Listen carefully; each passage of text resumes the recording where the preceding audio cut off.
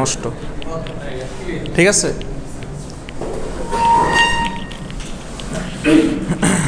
Start করে দিচ্ছেন?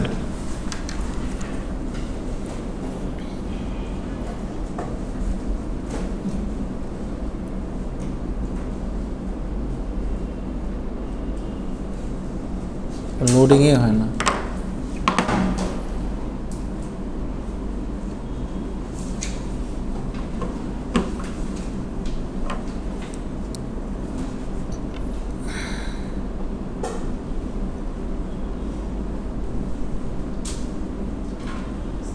তখন ডাউনলোড দিলাম, কই গেল?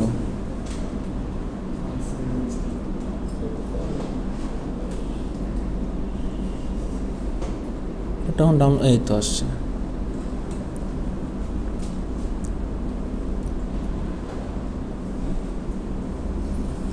আগের দিন কী করেছিলাম একটু কাইন্ডলি বলবেন? হ্যাঁ হ্যাঁ, আগের দিন কে ছিল? আপনি ছিলেন ক্লাসে?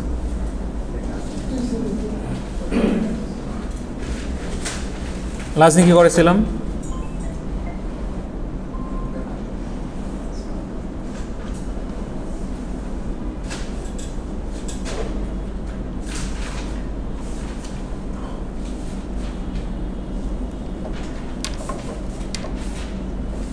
আমি পড়াই খুব কম, ঠিক আছে? যতটুকু আপনার লাগবে ততটুকু পড়াই, বেশি পড়াই না, কমও পড়াই না। কী পড়াইছিলাম বলেন তো? সয়েস্ট কী পড়াইছিলাম যদি কষ্ট করে বলতেন।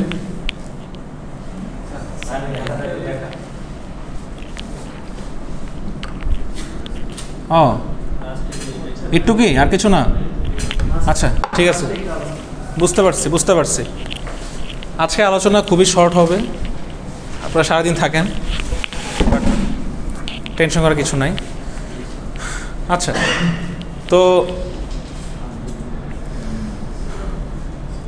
আচ্ছা, যেহেতু অনেকের ফার্স্ট ক্লাস, আমি একটু প্রথমে একটু আলোচনা করি। সেটা হলো গিয়ে আমাদের এই কোর্সের নাম হলো গিয়ে সলিড স্টেট ইলেকট্রনিক্স।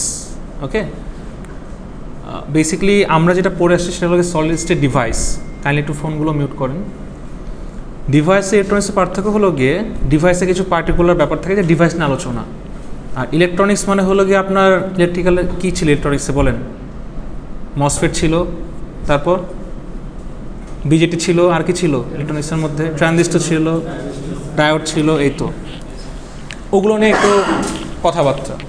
তো হিস্ট্রিটা একটু মজার। হিস্ট্রি হলো গিয়ে খেয়াল করে দেখেন 1900 কটকটি সাল, যেটা আমরা 50 সাল বলি এখানে, সো 40 দিয়ে দিচ্ছি 1900।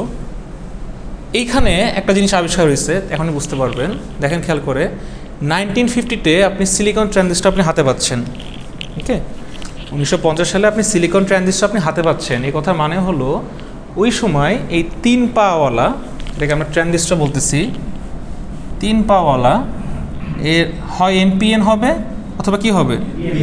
পিএনপি হবে। এগুলো ছোটোবেলা থেকে পড়ে আসছেন, তাই না? সো দুইটার মধ্যে একটা টার্ম হবে। এখন এনপিএন হবে না পিএনপি হবে, ওটার থেকে বড় ম্যাটার হলো কি ও কি, মানে ট্রানজিস্টর। ওই যে মানুষ সত্য সবার উপরে একটা লাইন আছে না, ওরকম আর কি, ছেলে মেয়ে পরে আগে মানুষ। সো আগে ট্রানজিস্টর, পিএনপি এনপিএন পরে। তো কথা হলো গিয়ে 1950 যে ট্রানজিস্টর আবিষ্কার হয় 3 পাওয়ালা, তার আগে কি ছিল? আমি যদি একটা পা মুছে দিই, বলেন তো এটার নাম কি? ডায়োড ছিল না?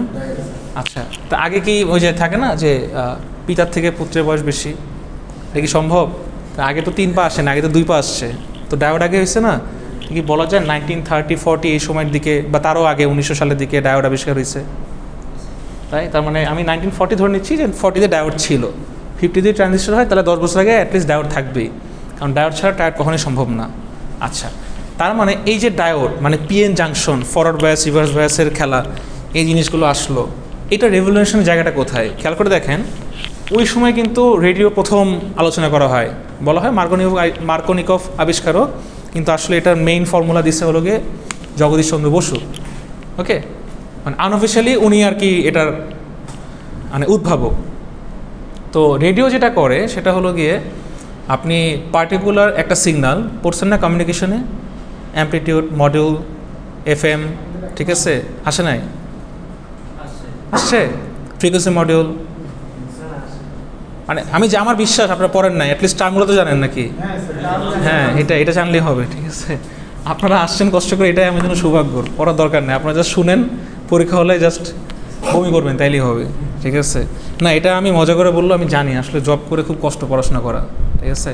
তো আমি ধরেন আপনাদের এত কিছু পড়াইলাম, এত কিছু দিলাম, লাভ নাই তো, না আমাকে তো ইনপুট দিয়ে আপনার থেকে আউটপুট বের করে নিতে হবে।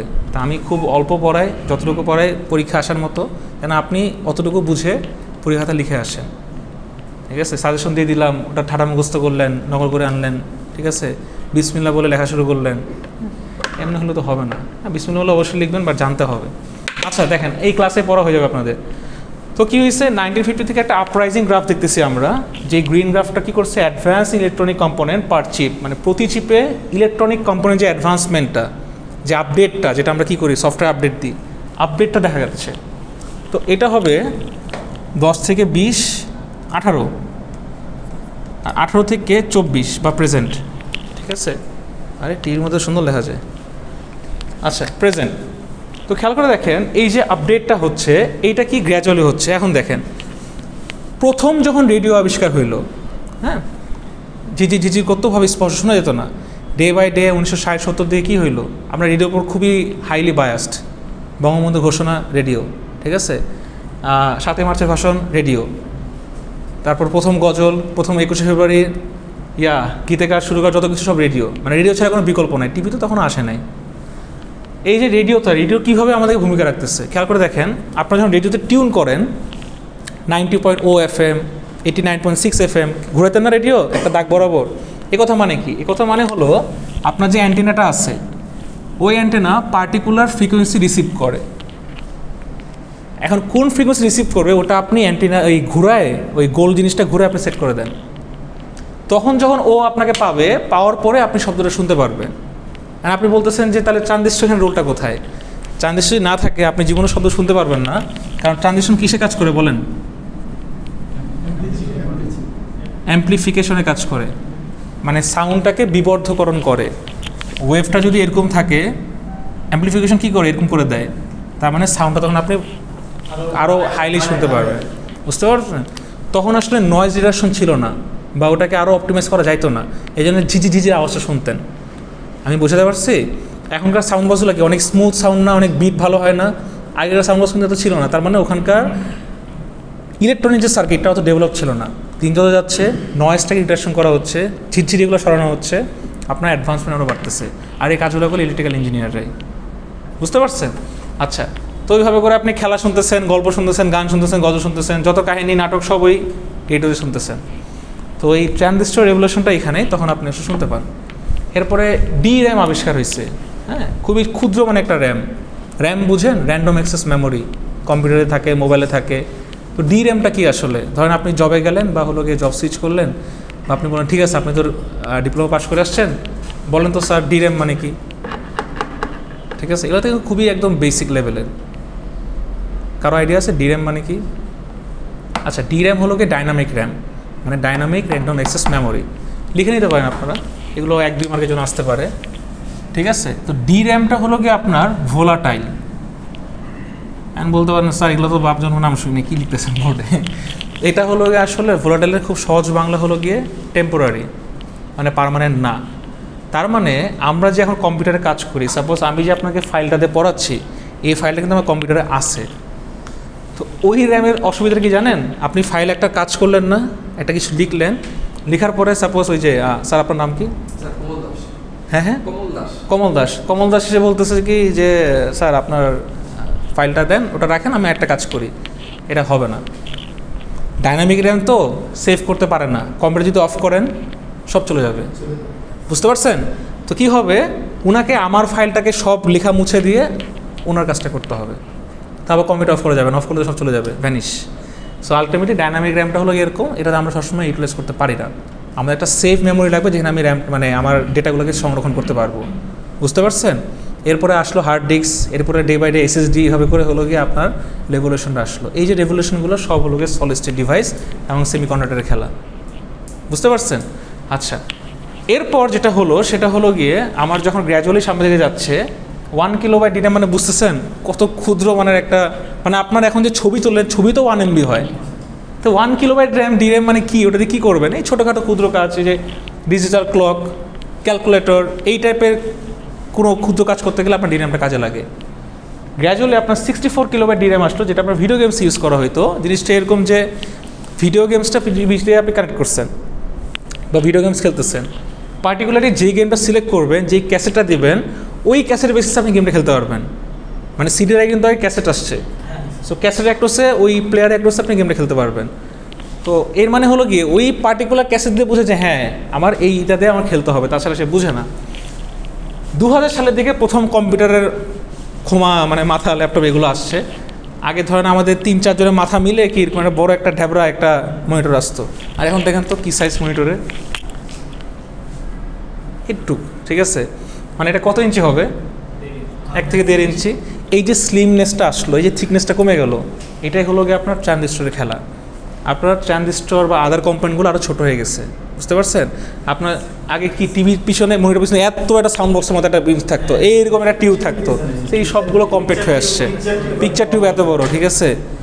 আমার দাদা ভাইদের টিভি ছিল, ওটা হলো গিয়ে 1940 সাল না 50 সালের দিকে, ওই টিভিটা এখন আর নাই। এই যে এত বড় টিভি, সাদা কালো, এত বড় বক্স, এত বড় বক্স, ঠিক আছে। মানে একটা বাড়ি মারলে চলতো আর কি।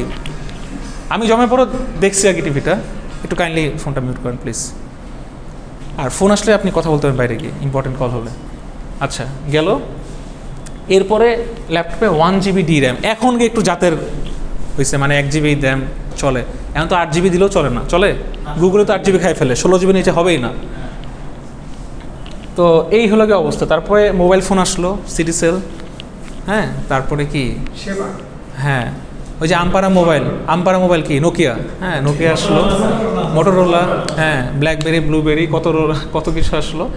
আরও রেভলিউশন যখন আসলো, খেয়াল করে দেখেন ট্রানজিস্টর সাইজ যত ছোটো হচ্ছে, আপনার ইলেকট্রনিক্সের রেভলিউশন যত আসতেছে, চিপসেট যত উন্নত হচ্ছে, জিনিসগুলো ছোটো হচ্ছে না, মানে জায়গা কমতেছে। জায়গা কমতে কমতে আমরা কী পেলাম? মোবাইল ফোন, মানে স্মার্টফোন হাতে পেলাম, যেটা আলটিমেটলি আমাদেরকে আরও বেশি আনস্মার্ট বানাইছে, তাই না? আচ্ছা, এরপরে কি হলো বলেন তো? এইখানে গিয়ে আরেকটা জিনিস আসছে, সেটা হলো গিয়ে VLSI, এটা লিখে নিতে পারেন ছবির সাথে, আর এখানে লিখে নিতে পারেন ডায়োড।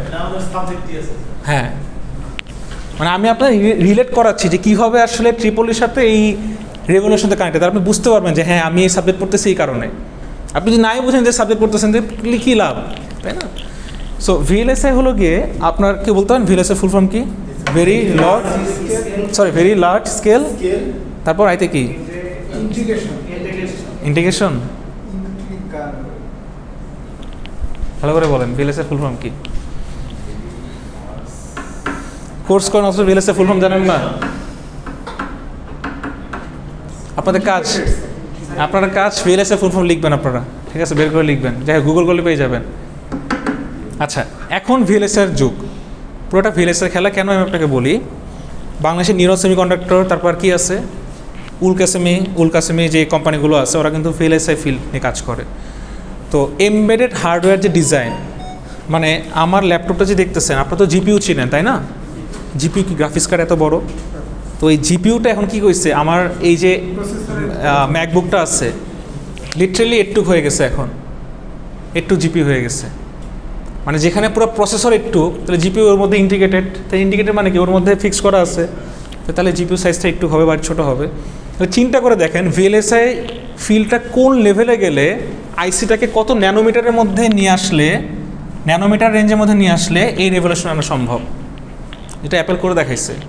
তা আমি কয় বছর পর আপনার জিপিইউ থাকবে না, বুঝতে পারছেন? তো অ্যাপেল করছে, তারপর পর ইন্টেল করবে, এনভিডিয়া করবে, বাকি কোম্পানিগুলো করবে, আরও ছোটো করে ফেলবে। সো আলটিমেটলি VLSI হলো কি আপনার ট্রানজিস্টর সাইজটাকে ছোটো করতে করতে, মানে এনফেট, সিফেট, মসফেট যেগুলো আছে আর কি, করতে করতে এমন পিচি বানাইছে যেটা আপনি খালি চোখে দেখতে পারতেছেন না। হ্যাঁ, খুবই মানে একটা সিপির মধ্যে বিলিয়ন আইসি থাকে, ইউ ক্যান ইমাজিন বিলিয়ন আইসি। ওই আলটিমেটলি ঘুরে ঘুরে কি সেই বেস, কালেক্টর আর গেট, মানে বেস, ইমিটার আর গেট, বুঝতে পারছেন? IGBT বা হলো গিয়ে BJTর যে মসফেটের যে কমন সিনারিও আর কি। তো এই হলো গিয়ে আপনার আলটিমেট রেভলিউশন। তো এখান থেকে একটা প্রশ্নে আসতে পারে, সেটা হলো গিয়ে মান্দাত্তা আমলে রেডিও ছিল, যেখানে আমার ইলেকট্রনিক্স চিপের আপরাইজ হয়েছে, কি এমন হয়ে গেল যে রেডিওর ক্ষেত্রে এটা ডাউন হইতে হইতে একদম নাই হয়ে গেছে। এখন তো কেউ রেডিও ইউজই করে না, করে কি বলেন? ফোনে তো রেডিও থাকে না এখন। তো এটা কেন হলো বলেন? এটা প্রশ্ন লিখতে পারবেন?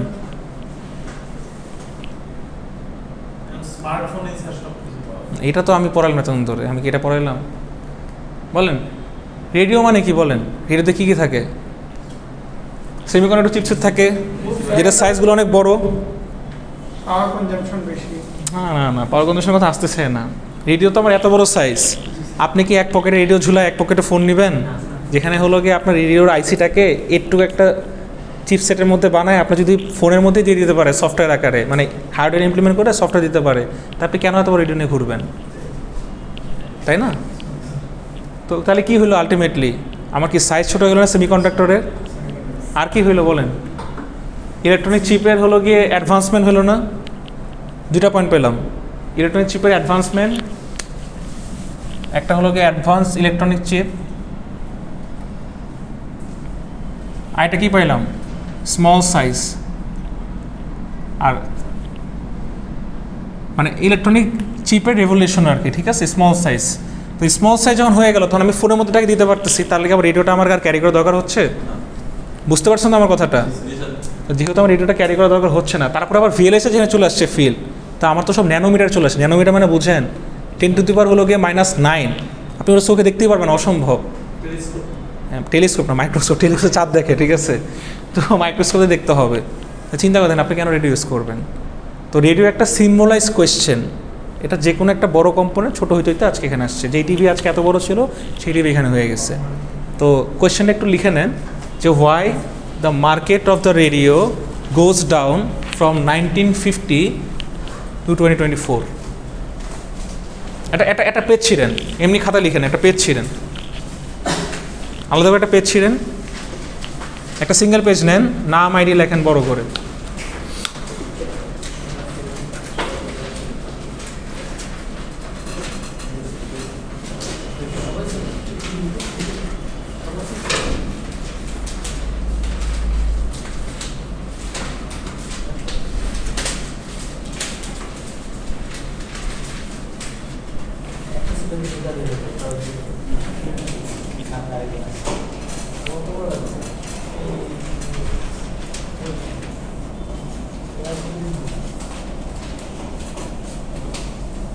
কোয়েশ্চেনটা হলো গিয়ে লেখেন why the market of the radio goes down from 1950 to present.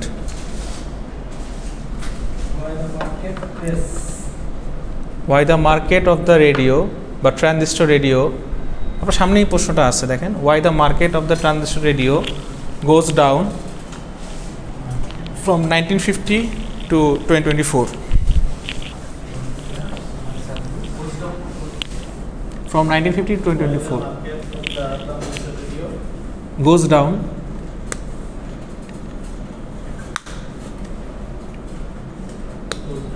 from 1950 to 2024।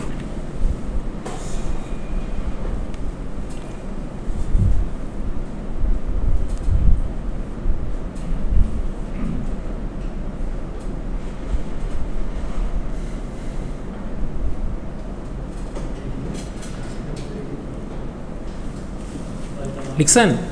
আচ্ছা, এইটা আপনারা 2-3 লাইনে অ্যান্সারটা লেখেন, তাইলেই হবে, নিজের মতো করে। বাংলিশ লিখেন না, হ্যাঁ, মানে বাংলা ইংলিশ মিলে লিখেন না, ইংলিশে লেখেন সুন্দর করে। 2024 ওই যে আমি লিখে দিচ্ছি।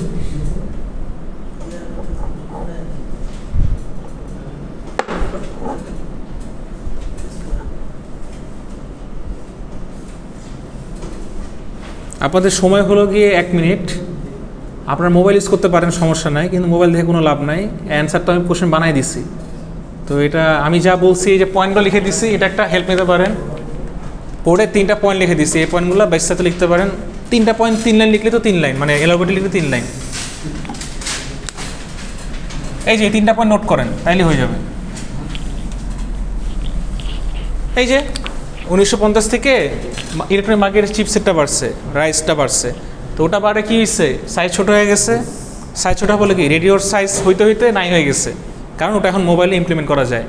এবং তার জন্য বেস্ট এক্সাম্পল হলো কি VLSI ফিল্ড, যাতে করে আমাদের সব কিছু ন্যানোমিটার লেভেলে চলে গেছে। আর ন্যানোমিটার লেভেলে চলে যাওয়া মানে কি, আমার আর আলটিমেটলি বড় রেডিও ক্যারি করার দরকার নেই, এটা মার্কেট হারাই গেছে। এই জন্য কেউ ফিজিক্যাল বড় রেডিও ইউজ করে না।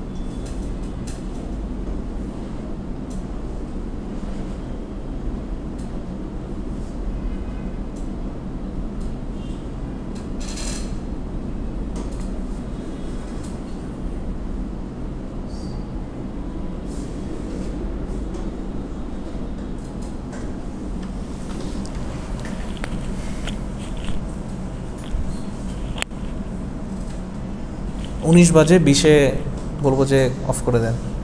এটা তো 1 মিনিটও লাগবে না লিখতে।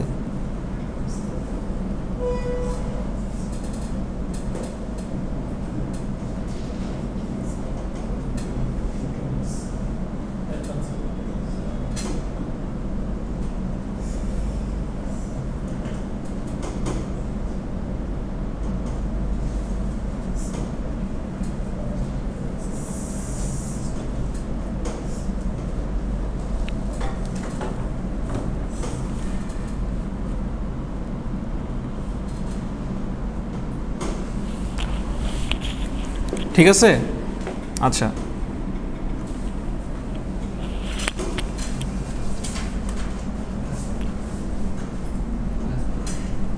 ওকে। আচ্ছা একটু খেয়াল করে দেখেন, যা লিসেন ওটা স্টপ করে রাখেন। তো আমি তো বললাম না আমরা ডিভাইস পড়ছি, তো ডিভাইসের ইন্টারনালি এই দুটো জিনিস থাকে। একটা হলো কি আপনার এই যে MOSFET, N channel MOSFET, P channel MOSFET, যেটা আপনারা ইলেকট্রনিক্সে পড়ে আসছেন। আর আরেকটা হলো কি এটা কি বিজেটি না, ওটা তো মসফেট। তো আলটিমেটলি কী থাকে একটা মসফেটে, গেট থাকে, কালেক্টর থাকে, রিমিটার থাকে, তাই না? তো এখানে আসলে সবার লাস্টে আইজিবিটি পাওয়া গেছে 1983-তে। তো আইজিবিটি হলো গিয়ে আপনার ইনসুলেটেড গেট পোলার ট্রানজিস্টর, মানে এটা একটা ট্রানজিস্টর যেটা হাই পাওয়ার এবং মানে হাই কারেন্ট এবং হাই ভোল্টেজ কনজিউম করতে পারে। বুঝতে পারছেন? ধরেন 2000 বা 2500 ভোল্টের উপরে 4000 পর্যন্ত, তো ওরকম লেভেলের সে ফাংশন ডিল করতে পারে। কীভাবে? যে আপনি একটা মোটর কন্ট্রোল করতেছেন, ডিভাইস কন্ট্রোল করতেছেন, সে প্রচুর কারেন্ট আনে, তখন আপনার হলো আইজিবিটি লাগবে। আপনার কি মোটর কন্ট্রোলার বা ড্রাইভার আইসি এগুলো দেখছেন? হ্যাঁ, ওগুলোতে হলো গিয়ে কালো কালো যে 3 মাথাওয়ালা ট্রানজিস্টর থাকে, এইগুলোই হলো গিয়ে আপনার আইজিবিটি। বুঝতে পারছেন? আর আইজিবিটি হলো গিয়ে বিজেটি আর মসফেটের হলো গিয়ে মানে কম্বিনেশন। এটা কোই পরীক্ষা আসতে পারে যে হোয়াট ইজ আইজিবিটি, পারবেন না লিখতে? পারবেন না? আইজিবিটি হলো কি আপনার জাস্ট সিম্পল যে বিজেটি আর মসফেটের কম্বিনেশন, শেষ। আপনি একটু লেখেন যে IGBT is a combination of BJT and MOSFET and its full form is insulated gate polar transistor 3 বুঝতে পারছেন? আচ্ছা, সলিড স্টেট ফিজিক্স থেকে আমরা ক্রিস্টালোগ্রাফিটা শিখবো। অলরেডি লাস্ট দিন দেখছিলাম না, ওই যে অ্যামরফাস আঁকছেন খাতার মধ্যে, ওই জন্য খাতার মধ্যে আঁকা আছে, লাস্ট দিন আমি এটা করাইছিলাম ক্রিস্টালোগ্রাফি।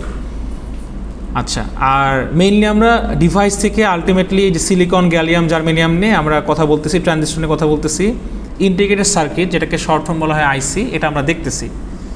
আচ্ছা, সুপার কন্ডাক্টিভিটি এটা একটা হাইপোথিসিস, মানে এখানে ধারণা করা হচ্ছে কি জানেন? এখানে ধারণা করা হচ্ছে যে আমার অ্যাবসোলিউট টেম্পারেচারে আমার এটা গিয়ে কাজ করবে। কীভাবে? মানে নর্মাল কন্ডাক্টিভিটি কি একটা পার্টিকুলার টেম্পারেচার ফলো করে, আর সুপার কন্ডাক্টিভিটি হলো গিয়ে সুপার ডুপার। ও কী করে? ও হলো কি আলটিমেটলি যে আমার যখন ক্রিটিক্যাল টেম্পারেচারে থাকে, এই যে টিসি, এখান থেকে রেজিস্ট্যান্স বরাবর সে কিছুটা উপরে ওঠে, প্লিজ, তারপরে হলো ধাপ করে উঠে যায়। বুঝতে পারছেন? এই যে ধাপ করে উঠে গেল, এই নেচারটাকে বলা হচ্ছে হলো গিয়ে সুপার কন্ডাক্টিভ মেটাল এটা। আর যেটা হলো গিয়ে 0 কেলভিন থেকে উপরে উঠবে সেটা হলো গিয়ে নন সুপার। তাহলে এটার বেসটা হলো গিয়ে আপনার -273, মানে আমরা যদি বলি 0 ডিগ্রি সেলসিয়াস মানে অনেক ঠান্ডা, তো -273 এটাকে বলে অ্যাবসোলিউট টেম্পারেচার। এই টেম্পারেচার পৃথিবীতে এক্সিস্ট করে না, এটা ধরে নেওয়া হয়, এটা কখনোই সম্ভব না। তো সুপার কন্ডাক্টিভিটি কনসেপ্টটা হলো কি ধরে নেওয়া কনসেপ্ট। ওকে, খুব সহজ মানে বলতে গেলে আমরা যদি বলি যে ও মনে পাগল, মানে কি পাগলের বৈশিষ্ট্য তার মধ্যে আছে কিন্তু সে পুরোপুরি পাগল না। ওকে, তো সুপার কন্ডাক্টিভিটি এরকম যে বৈশিষ্ট্যটা আছে, মানে কোনো মেটালের মধ্যে যদি বৈশিষ্ট্য থাকে তখন আমরা এই কার্ভদের দেখে জাজ করব। ঠিক আছে? আচ্ছা, আর কি আছে? অপটো ডিভাইস, এই যে লাস্ট দিন আমরা এটা পড়ছিলাম, পলিক্রিস্টালিন, মনে পড়ে দেখেন, অ্যামরফাস এবং ক্রিস্টালিন, এটা পড়েছিলাম। আচ্ছা, এখন দেখেন, আপনারা কি জানেন যে এই যে লাইটটা জ্বলতেছে এখানে কি তার আছে না? আচ্ছা, তার যে আছে এখানে রেজিস্ট্যান্সের মান কেমন? খুব বেশি না খুব কম, নাকি নাই বললেই চলে, নাকি মোটামুটি? এমনি বলেন না, এমনি কি মনে হয়? একটা কন্ডাক্টিভ, হ্যাঁ, রেজিস্ট্যান্স কম না? এটা কি বুঝতে পারছেন? কারেন্ট ফ্লো যত বেশি, কন্ডাক্টিভিটি যত বেশি, তার মানে রেজিস্ট্যান্স কম না বেশি? এটা বুঝে নাই, কে হাত তোলা, আমি বুঝাই দিচ্ছি, আপনি মনে বুঝেন নাই? হ্যাঁ, তো চেহারা থেকে বুঝতে পারছি আপনি। আচ্ছা, খুব সহজ বাংলায় বলি, ধরেন আমি এই পথ দিয়ে যাব, ওকে, তো এইখানে যদি একটা ব্লক থাকে আমি কি যেতে পারবো? আচ্ছা, তাই আমি বললাম যে আমার যে ধাক্কাটা এই ব্লকটাকে ভাঙতে পারবে, কিন্তু আমি যদি এরকম একটা বিশাল একটা ব্লক দিই, এটা কি সম্ভব যাওয়া সম্ভব না। তাহলে রেজিস্ট্যান্স মানে কি বাধা না? আচ্ছা, তাহলে ব্লক যত বড় হবে আমার বাধা তত বেশি হবে। তো কারেন্ট কখন ফ্লো করে? যখন সে বাধা পায় না, কম পায়, বা বাধা পায় না বলে চলে, খুবই কম পরিমাণে পায়। যত সে বাধা পাবে কারেন্টের ফ্লো কি তত বেশি হবে নাকি কম হবে? এখন বুঝতে পারছেন? আচ্ছা, আমি যদি এখন চেয়ারের মধ্যে দিয়ে বলি একটা ব্যাটারি লাগায়, এখানে একটা তার লাগায় পেঁচাই দিলাম, ওখানটা বাতি ধরলাম, জ্বলবে? কেন জ্বলবে না? কারণ এখানে কারেন্ট ফ্লোই হবে না, কারণ এটা হলো গিয়ে ইনসুলেটর, অপরিবাহী। ঠিক আছে, তার মানে রেজিস্ট্যান্সের মান কি এখানে বেশি না কম? চেয়ারের মধ্যে বেশি না? তার মানে এই ব্লকটা কি একটা রেজিস্ট্যান্সের মান বেশি বোঝাচ্ছে না? তাহলে এই সিস্টেমটাকে আমি কী বলবো? ইনসুলেটর না? আচ্ছা, যদি আমি ব্লকটাকে একদম নাই করে দিই, ছোট্ট একটা জিনিস দিয়ে দিই, ও তো যখন তখন ধাক্কা মারে ওরা ভাঙিয়ে দিয়ে সামনে চলে যাবে। বুঝতে পারছেন? তো তখন কি আমি বলতে পারি বাধাটা কম না বেশি? বলেন, কম। তাহলে রেজিস্ট্যান্সের মান কম না বেশি? কম। তাহলে কন্ডাক্টিভিটিতে রেজিস্ট্যান্স কম না বেশি? কম। আচ্ছা, এখন সেমিকন্ডাক্টর যে সে তো ছেলেও না মেয়েও না, মানে বোঝার সুবিধাতে বলতেছি, সে মাঝামাঝি কিছু একটা। তো সেমভাবে ও ইনসুলেটরও না কন্ডাক্টরও না, ও মাঝামাঝি। তো এই যে মাঝামাঝি, তার মানে ও রেজিস্ট্যান্সটাও একটা ইন্টারমিডিয়েট অবস্থায় থাকে, বেশিও না কমও না, ডিপেন্ড করে টেম্পারেচারের সাথে। তাহলে এই যে ইন্টারমিডিয়েট অবস্থা মানে মধ্যবর্তী অবস্থা, সেই জন্য আমরা বলতে পারি সে একটা সেমিকন্ডাক্টর। হ্যাঁ, কমেও বাড়েও আবার কমে, দুইটাই হয় তার মধ্যে, ঠিক আছে, ডিপেন্ড করে টেম্পারেচারের উপরে। আচ্ছা, তো ওইদিকে আমি যাচ্ছি না ডিটেলসে, ওটা আমি হয়তো বা গ্র্যাজুয়ালি পড়বো, জাস্ট বোঝার জন্য বলতেছে ইন্টারমিডিয়েট যে রেজিস্টিভিটি আছে তাহলে আমরা তাকে বলতে পারি সেমিকন্ডাক্টর। বোঝা গেছে? আচ্ছা, এখন যদি বুঝে থাকেন একটা কোয়েশ্চেন লেখেন খাতার মধ্যে, একটা পেজ চিত্র বলছিলাম, ওই পেজে কোয়েশ্চেন লেখেন যে find the differences of resistance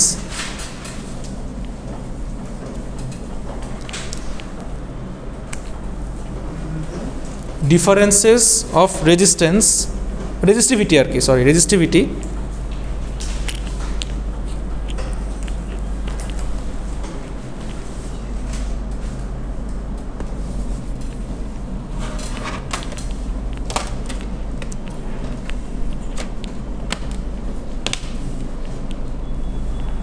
find the difference of resistivity, differences of resistivity in insulator, conductor and semiconductor. হ্যাঁ, find the differences of resistivity.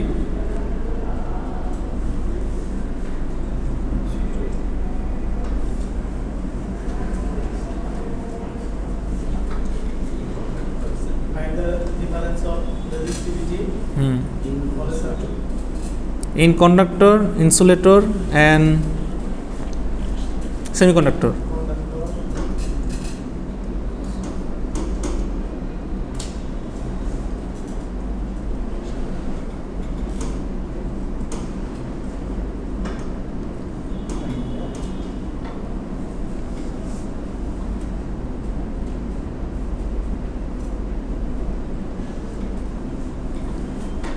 আপনাদের কোনো অ্যান্সার লেখা লাগবে না, আপনারা জাস্ট শুধু আর দিয়ে অ্যারো দিয়ে বুঝাইলেই হবে, মানে রেজিস্ট্যান্সটাকে আর দিয়ে অ্যারো দিয়ে বুঝাইলেই হবে।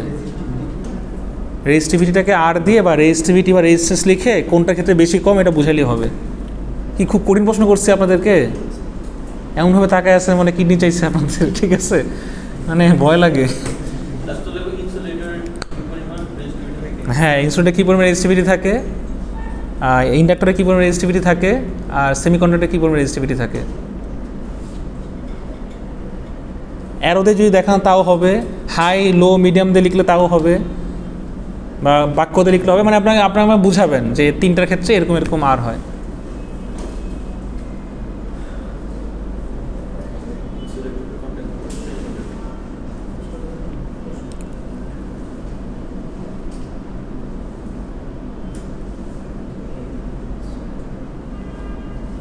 সি দিয়ে আপনি কী বোঝাচ্ছেন স্যার?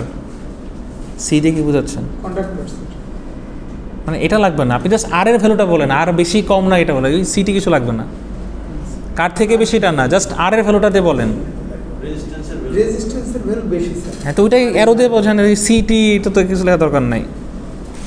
মানে অ্যারো মানে এই যে এরকম, এই যে এরকম, এটা বেশি এটা কম, হ্যাঁ এরকম কিছু একটা এই দিয়ে ইন্টারমিডিয়েট বা কিছু একটা লিখলেই হবে আর কি, বুঝতে পারছেন? এত টেনশন নিয়ে লাভ আছে? সোজা কোয়েশ্চেন তো, মানে 3 সেকেন্ড লাগবে সর্বোচ্চ। ঠিক আছে, একটা খাতার মধ্যে আমাকে আপনাদের আইডিগুলো লিখে একটু কষ্ট করে নিচে দিয়ে আসছেন। হ্যাঁ, ওকে, ভিডিওটা অফ করে দেন। আসসালামু আলাইকুম।